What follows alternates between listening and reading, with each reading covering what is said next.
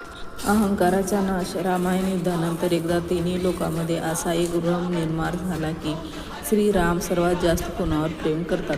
लक्ष्मण, भरत, शत्रुघ्न आणि सीतामाता यांच्या मनात कुठेतरी आले की ते रामाच्या सर्वात जवळ आहेत. हे जाणून घेण्यासाठी एकदा प्रभू श्रीरामाने एका दरबारात नाटक केले.